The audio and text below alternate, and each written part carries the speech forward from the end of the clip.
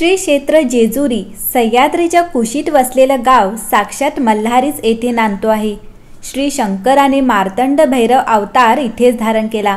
दक्षिणेमध्ये मणिमल्लाचा संहार केल्यानंतर आपली राजधानी ही इथेच वसवली। मार्तंड भैरवाच्या मूळ अवतार ठिकाणाला म्हणजे सह्याद्रीच्या या डोंगर रांगांना जयाद्री नाव लाभले आणि काळाच्या ओघात त्याचे जेजुरी झाले।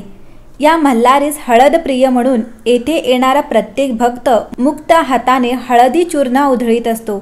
उत्सवामध्ये तर सारा आसमंत व परिसर भंडाराने सुवर्णमय होतो, म्हणूनच जेजुरीला सुवर्ण नगरी म्हटले जाते। महाराष्ट्रात खंडोबा, कर्नाटकात मैलार, आंध्र प्रदेशमध्ये मल्लाना नावाने प्रसिद्ध असलेल्या या देवताच्या भक्तीत राजापासून रंकापर्यंत, रावापासून अतंजापर्यंत सर्वजण लीन झाले। अंतजाचा श्रद्धेय असलेल्या या देवतांनी सर्व जाती, धर्म, उच्च नीच, भाषा, प्रदेश यांच्या भिंती तोडून सर्वांना आपल्या भक्तीत सामावून घेतले। असा हा खरा लोकदेव। खंडोबा हे शौर्याची स्फूर्ती देणारी देवता। यांच्या स्फूर्तीतून अनेक शूरवीर जन्माला आले।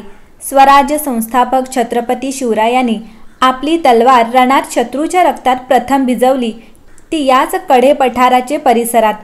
सरदार मल्हारराव होळकर यांनी स्वराज्याचा ध्वज उत्तरेत फडकवला, तो या खंडेरायाच्या श्रद्धेच्या बळावरच। आणि स्वातंत्र्यासाठी पहिले बंड उमाजी नाईकांनी भी उभे केले, तेही याच कडे पठार परिसरात। अनेक राजघराणी, सरदार, सामान्य गोरगरीब भक्त यांच्या श्रद्धेतून या परिसरात शेकडो वर्षे अनेक वास्तू, मंदिरे, लोकाभिमुख सुविधा देणारे तलाव, बाग, धर्मशाळा, पुष्करणी अशा अनेक कलाकृती निर्माण झाल्या। अनेकांचे पुनर्निर्माणही झाले। यातील होळकरांचे योगदान बहुआयामी होते। मराठी कलेचा, संस्कृतीचा व वैभवाचा वारसा लाभलेला या वास्तूला मधूनच उभ्या राहिल्या या निर्मितीमध्ये कला होती, श्रद्धा होती आणि भाविकांसाठी सुविधा निर्माण करण्याची दृष्टी होती।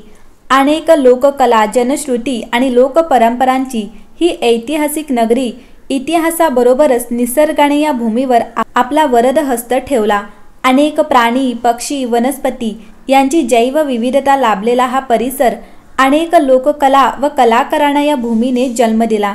जेजुरी बरोबरच येथील आसपासचा परिसर देखील असा समृद्ध वारसा सांगणारा, मंदिर, किल्ले यांनी नटलेला आणि इतिहासाचा साक्षीदार असणारा खंडोबा दक्षिण भारताचा लोकदेव। त्याच्या भक्तांना जेजुरीप्रमाणेच त्याच्या महाराष्ट्र, कर्नाटक, आंध्र प्रदेशभर मंदिरांचे आकर्षणही या सर्व विषयांना सामावून घेऊन त्यांची अभ्यासपूर्ण माहिती देण्यात आली आहे। कडे पठार तर खंडोबाचे अवतार स्थान मानले जाणारे कडे पठार मंदिराचे दोन्ही मार्गावरील देवता, त्यांचे ग्रांथिक व जनश्रुतीमधील संदर्भ यासह पायरी मार्ग व मंदिर यांचे सचित्र दर्शन आहे। जेजुरी नगरी व गडाचे नैऋत्य दिशेस कडे पठार हे खंडोबाचे मूळ स्थान आहे। समुद्र सपाटीपासून 992 मीटर उंचीवर व जेजुरी गावापासून 259 मीटर उंच आहे। जेजुरी जवळ आले की ही डोंगर रांग दिसते। कडे पठारी जाण्यासाठी जेजुरी गडावरून पायथ्यापासून असे 2 मार्ग आहेत। कडे पठार हे खंडोबाच्या अवताराचे मूळ स्थान। जेजुरी गडाचे पूर्वीपासून हे स्थान आहे। कडे पठार जेजुरी गावापासून सुमारे 400 फूट उंचीवर आहे। या परिसरात जुन्या काळी वीज पडून झरा उत्पन्न झाला होता, म्हणून या परिसरास विझाळा म्हणतात। येथे पायथ्याला एक शंकराची मूर्ती असून शेजारी कमानीमधून पायरी मार्गात सुरुवात होते। जेजुरी गडावर खंडोबाची पूजा रोज पहाटे 5 वाजता मंदिर उघडते। विधीपूर्वक देव उठवून भूपाळी म्हणून पूजाविधी होऊन आरती केली जाते। दुपारी मध्याह्नानंतर विधीपूर्वक पूजा करून आरती केली जाते। तसेच सेजारती म्हणजे रात्री 9 वाजता विधीपूर्वक पूजा अर्चा करून देवाला सेज केली जाते व देव झोपवले जातात व मंदिर बंद होते। मंडळी, चैत्र पौर्णिमा हा मार्तंडाचा अवतार दिन।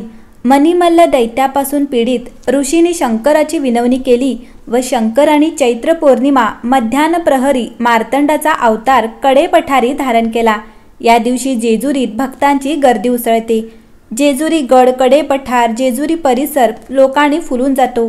कुलधर्म, कुलाचारासाठी लोकांची गर्दी चिंचेची बाग व जेजुरी गावात सर्वत्र होते। मणिमल्ल राक्षसावर विजय मिळवल्यानंतर खंडोबा आपल्या परिवारासह कडे पठारावर आले, तेव्हा देवगणांनी पुष्पवृष्टी केली व सर्व देवगण ऋषींनी खंडोबाची पूजा केली। मंडळी, खंडोबाचा कुलधर्म आणि कुलाचार करणारे लोक या दिवशी तांब्याच्या तामणात खंडोबाचा टाक अथवा कलश ठेवून त्या तामणात भंडारा घेऊन दिवटी पेटवली जाते.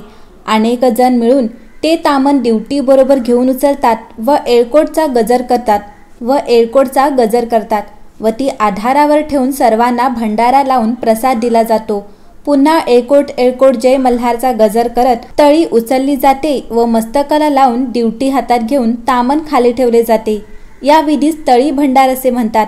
हा तळीचा विधी रविवार, अमावस्या, पौर्णिमा व खंडोबाचे देवकार्य प्रसंगी करण्याचा प्रघात आहे. त्यासोबतच खंडोबाच्या कुलाचारांमधील महत्त्वाचे अंग म्हणजे जागरण होय.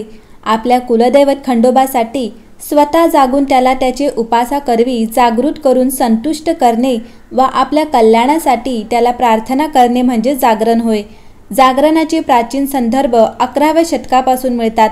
त्यामुळे आजच्या अनेक लोककलाचे जन्म जागरण या विधिनाट्यामधून आले आहे हे निश्चित. हे विधिनाट्य अनेक विधीमधून पुढे सरकत जाते.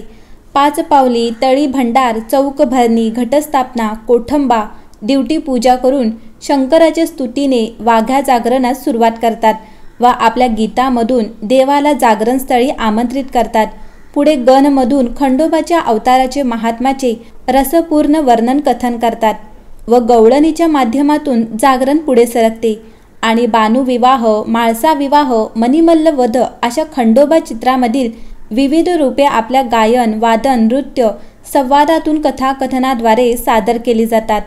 रात्रीच्या पूर्वार्धाला सुरू झालेले हे भक्ती जागर उत्तर रात्रीपर्यंत चालते. नंतर लंगर तोडण्याचा विधी करून आरती केली जाते. ओझे उतरण्याचे कार्यक्रमाने उत्तरपूजा होते व जागरणाचा विधी संपतो. खंडोबाच्या उपासनेमध्ये कुलधर्म, कुलाचाराबरोबर अनेक प्रथा दिसतात. यात अनेक व्रते, नियम आढळतात. यातील काही व्रतांचा कुलाचार म्हणून काही परिवारात पालन केले जाते. खंडोबा उपासनेत आढळणाऱ्या काही व्रतांचा हा परिचय. त्यातलंच पहिलं व्रत आहे 21 रविवारचं व्रत. हे व्रत सलग 21 रविवार करून 21व्या रविवारी याचे उद्यापन केले जाते. ज्या रविवारपासून या व्रताचा संकल्प करायचा आहे त्या रविवारी प्रातःविधी आटोपून पिवळी वस्त्र धारण केले जातात. देवघरामध्ये खंडोबाचे पूजन करून व्रताचा संकल्प केला जातो व मल्हारी कवच अथवा मल्हारी नामाचा जप केला जातो व उपवास धरला जातो. सायंकाळी भंडार, पिवळी फुले, दवना, पूजा साहित्य घेऊन खंडोबाचे षोडशोपचाराने पूजा करून खिरीचा नैवेद्य दाखविला जातो व बाजरी, पिठाचे 9 दिवे करून तुपाच्या वातीने पेटवून खंडोबाची आरती केली जाते व तळी भंडार केला जातो आणि 21 रविवार हा नेम पाळला जातो. 21व्या रविवारी सायंकाळी या पूजेनंतर 21 दाम्पत्यांना मिष्टान्न भोजन दिले जाते व रात्री जागरण घालून या व्रताचे उद्यापन केले जाते. तसंच पौर्णिमेचे व्रत देखील केले जाते. वर्षभरात येणाऱ्या पौर्णिमांना हे व्रत केले जाते. पौर्णिमेत सकाळी स्नान करून उपवास धरला जातो. सायंकाळी स्नान करून पूजा केली जाते. देवघरासमोर ओल्या हळदीने लिंग तयार करून त्याची षोडशोपचाराने पूजा केली जाते. पूजेत पिवळा अष्टगंध, भंडार, पिवळ्या अक्षदा, पिवळी फुले, बेल यांचा समावेश असतो. पूजनात प्रत्येक पौर्णिमेस वेगवेगळ्या वस्तू, पदार्थ खंडोबास अर्पण केल्या जातात. यांची संख्या 325 अथवा यथाशक्ती 7 असते. जसं की चैत्र महिन्यात सुगंधी उदक दिले जाते, वैशाखात बुंदीचे लाडू, ज्येष्ठमध्ये जलेबी, आषाढ महिन्यात पानाचे विडे, भाद्रपदात केतकीचे पान, अश्विन महिन्यात मसाले दूध, कार्तिक महिन्यात बाजरीच्या पिठाचे दिवे, मार्गशीर्षात उडीद वडे, पौषमध्ये तिळाचे लाडू, माघ महिन्यात शिप्रा आणि फाल्गुन महिन्यात सुवर्ण पुष्प आणि जर अधिक महिना आला असेल तर अनारसे. याप्रमाणे नैवेद्य दाखवून खंडोबाची आरती केली जाते. उपवास सोडतात. दुसऱ्या दिवशी सकाळी पूजन करून पूजा विसर्जन करतात. उद्यापनास नियमाप्रमाणे पूजन करून सायंकाळी 7 दाम्पत्यांना मिष्टान्न भोजन दिले जाते व रात्री जागरण करून पूजा विसर्जन केली जाते. मंडळी, खंडोबा अवतारात 4 पौर्णिमा महत्त्वाच्या मानल्या जातात. त्यातील पहिली आहे चैत्र पौर्णिमा, जी मार्तंड भैरव अवतार होती. दुसरी आहे श्रावण पौर्णिमा, जी बानू विवाहासाठी होती. तिसरी आहे पौष पौर्णिमा, जी म्हाळसा विवाहासाठी होती आणि चौथी आहे माघ पौर्णिमा, जी म्हाळसा जन्म. या 4 पौर्णिमाला केले जाणारे व्रत म्हणजे चतुर्थ पौर्णिमा व्रत.